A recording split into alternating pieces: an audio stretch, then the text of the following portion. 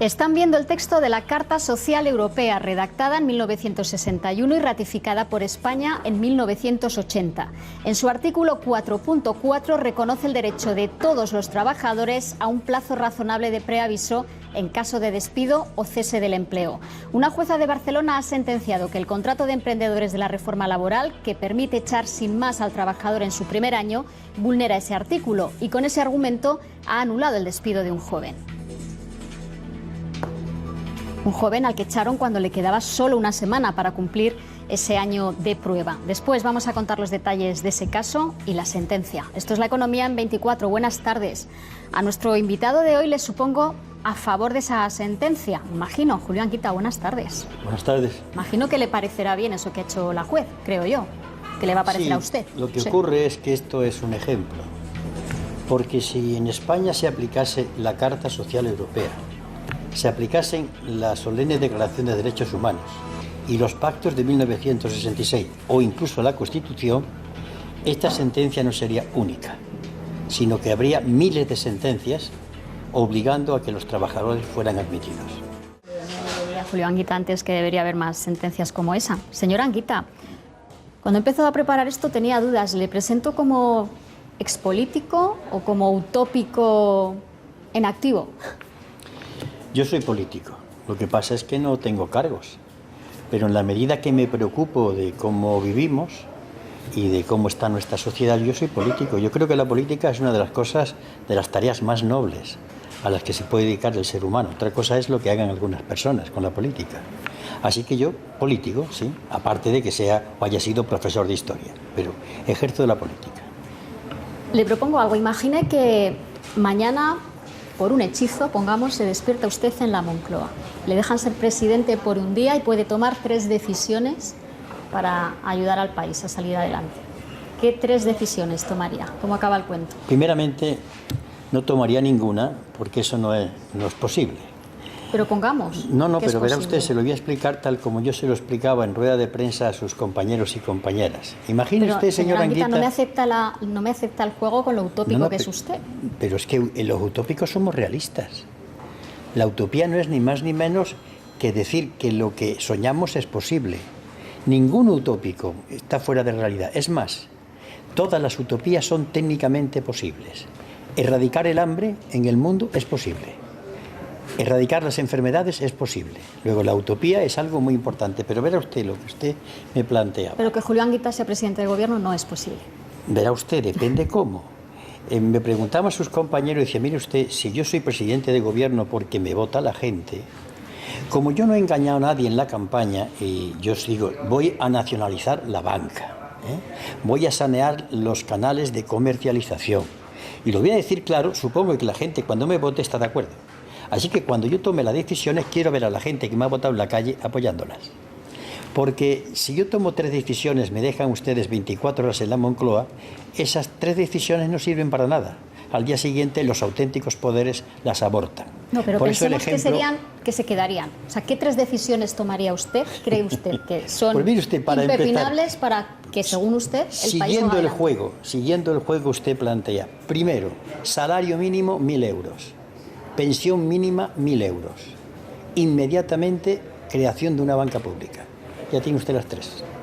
¿No tomaría como primera decisión salirnos del euro? He escuchado que es una de las opciones que usted... Yo propongo salir del euro, pero no es una medida que se pueda tomar tal y como usted lo ha planteado inmediatamente. Hay que hablarle a los ciudadanos por qué, hay que explicarle lo que supone el euro, el dogal que es el euro en estos momentos, y una vez que la población entre en debate y sepa lo que hay a favor y en contra, se tomaría la decisión, o en todo caso se sometería a referéndum. Pues me estoy imaginando al día siguiente al ministro Montoro diciendo, bueno, 1.000 euros, ¿de dónde saco el dinero para poner las pensiones a 1.000 euros? Él lo sabe. Salario mínimo, ¿lo sabe? Sí, lo sabe. El fallo del señor ministro, su culpa, su responsabilidad es que sabiéndolo no lo hace. ¿Por qué no ejecuta el fraude fiscal, 90.000 millones de euros? ¿Por qué no impide los paraísos fiscales? ¿Por qué no hace que coticen las sociedades de inversión de capital variable que cotizan al 1% cuando debían cotizar al 18%? La responsabilidad del ministro es que lo sabe perfectamente y no quiere hacerlo. ¿Y por qué no quiere, cree usted? Porque el que gobierna se debe a quien manda. Y quien manda son los poderes económicos.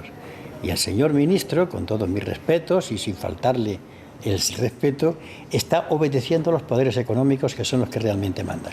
Luego, la pata fundamental de eso que usted propone sería nacionalizar la banca, entiendo. He dicho primero, porque usted me ha dicho que estoy 24 horas, sí. Y en 24 horas la decisión de crear una banca pública, lo cual supone después que esté más de 24 horas en el gobierno, hablar de eso, pero inmediatamente la creación de banca pública, bueno, que es el primer paso, ¿eh? Alguna banca pública ya tenemos, ¿no? Mire usted, me pilló a mí en Madrid cuando el gobierno dilapidó la banca pública que teníamos: Banco de Crédito Local, la Corporación Argentaria, Banco Exterior de España, Caja Postal de Ahorros. La dilapidó, la privatizó. Teníamos la base sobre la cual crear un banco público, pero el gobierno de entonces, por cierto, el del señor González, impidió que aquello fuese posible. Bueno, dice usted que los libros no muerden, se lo decía un maestro, y usted cree que algunos muerden, dice que para bien. Lo cuenta usted en este libro, que ha publicado junto al periodista Julio Flor, Contra la ceguera, 40 años luchando por la utopía. ¿Qué pasa estos días? Por cierto, que están todos los expolíticos, venga a presentar libros. Bueno, yo no soy expolítico. Usted ya ha dicho que es político inactivo, pero tenemos a los expresidentes. Pero llevo ya una cadencia de libros en los últimos 3 años, publicado 3. Anterior a este lo presenté en Madrid el 14 de abril, que es Conversaciones sobre la Tercera República, una propuesta concreta de Tercera República. O sea que yo he ido escribiendo durante un tiempo. ¿Usted le parece bien que los expresidentes y tal nos vayan contando? Me parece bien que cualquier español pueda escribir. El día que cualquier hombre o mujer de nuestro país escriba un libro, ese día hemos cambiado. Bueno, y dice usted en este libro muchas cosas interesantes, pero hay una que, por los temas que tratamos aquí todos los días, me ha llamado especialmente la atención. Asegura usted con bastante rotundidad que para crear empleo no hace falta crecer. Hemos pasado de antes de la crisis que decíamos, hay que crecer al 2%, no se crea empleo. Ahora dicen al 1%. Usted dice, no hace falta crecer nada, la economía no tiene por qué crecer para crear empleo. Vamos a ver, el mito del crecimiento es eso, un mito. Pero usted, el crecimiento se basa sobre 4 pilares. 1, el consumo, la inversión pública o privada, el gasto público y las exportaciones netas, o sea, diferencia entre lo que se exporta y lo que se importa. Ahora vamos a lo concreto. Consumo. En España el consumo ha decrecido porque la gente no tiene dinero para comprar. El segundo, inversión pública. El Estado ya no invierte, ha reducido inversiones y la inversión privada también ha bajado. El tercero, el gasto público, profesores en la calle, reducción de salarios. Queda el cuarto. Es verdad que hemos subido en exportaciones, pero porque han bajado las importaciones. Consecuencia, que con la política económica actual eso de crecer es imposible. No lo digo yo, lo dice Pitágoras, lo dice la ciencia matemática. Es un cuento chino que se lanza una y otra vez en los discursos políticos y que la población termina por creerlo, pero simplemente es mentira, no es cierto. Y usted dice que se podría crear empleo invirtiendo en sectores como la educación, la sanidad y el medio ambiente. Pero para eso significa mandar de paseo los criterios de la Unión Europea.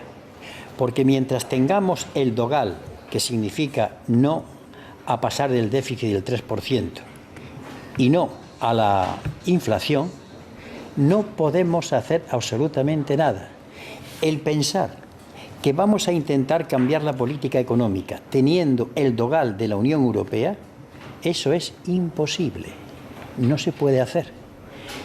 Ahora bien, en el supuesto de que la política mande sobre la economía, que es la tesis que yo defiendo, que la economía está a las órdenes de las decisiones que le marquen, porque es una ciencia, pero es una ciencia instrumental, no de fines.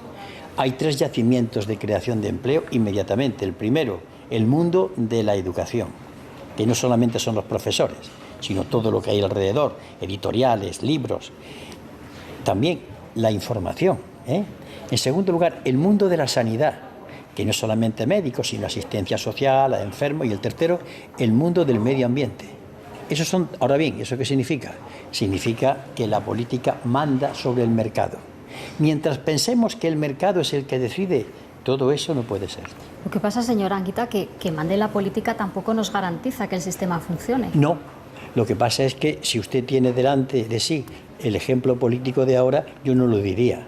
Cuando digo que mande la política, quiero decir que mande el pueblo. Porque democracia no es votar cada 4 años. Democracia es que usted y yo, como ciudadanos, decidamos la política económica que nos interesa. Y ustedes no lo deciden nunca, ni yo tampoco. Ese es un tema tabú.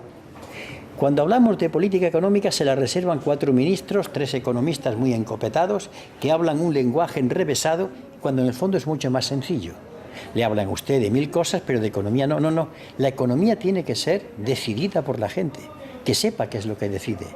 A eso le llamo yo decisión política, cuando el pueblo participa en la decisión. Decía usted, con Europa no podemos hacer todo esto. Con esta Europa. Con esta. Con esta. ¿Y se puede hacer otra? Sí, usted claro. ahora mismo se puede, pero ahora mismo, ¿cómo? Mire usted, ¿que cómo? Pues resulta que los que estemos en contra, el día que seamos mayoría, que consigamos conectar con italianos, con portugueses, y cuando encontremos en nuestro país una rebeldía ante el discurso, me van a perdonar, papanatas, del europeísmo barato y de guardarropía, que pone los ojos en blanco hablando de Europa, década de los 90, y que terminó en esto. Construir Europa es una cosa laboriosa, pero que significa construir un Estado federal donde haya una economía en común, unos impuestos en común, un presupuesto digno de tal nombre, donde haya libre circulación de trabajadores de un sitio a otro. Eso es construir Europa. Esto que se está haciendo no es Europa, se llama Unión Europea. Pero no tiene nada que ver con el discurso que se hizo al principio de los 90. Usted dice también que hay que replantearse lo de pagar la deuda. Es otro, Sí, junto sí, con lo sí. de salir del euro, es Sí. otro de los abismos que da un vértigo cada vez que se plantea. Claro, da vértigo porque da vértigo muchas veces asomar a alguien. Mira las cosas, da vértigo la verdad. Mire, la deuda tiene, la deuda pública, porque después está la privada, tiene 2 componentes. Uno que llamo deuda ilegítima, que es aquella que contrae el gobierno, le saca dinero a los españoles y ha servido para pagarle a la banca y darle, para empezar, 37.000 millones de euros gratis, que sumados a los que se le ha dado por otros conceptos, sitúan en 100.000 millones de euros lo que se le ha dado graciosamente a una banca, que, por cierto, no ha estado a la altura del papel que dicen que ha tenido. Esa le llamo deuda ilegítima, y esa no se paga, que la paguen ellos. Y en cuanto a la otra, se llama moratoria. Cuando usted no tiene dinero y tiene que vivir, usted pide una moratoria, pide que le permitan pagar en cómodos plazos, porque si usted no puede, pues eso es lo que se hace. Y además, si en España se tomase la decisión, podía ocurrir como le ocurrió al presidente de Ecuador, Correa. Anunció que iba a hacer una auditoría y a las 24 horas le anunciaron una quita del 40%. Es decir, los acreedores dijeron, bueno, no nos pagues un 40%. Tenemos una fuerza que no queremos utilizar. Porque ¿quién tiene la deuda española? Bancos españoles, bancos franceses y bancos alemanes.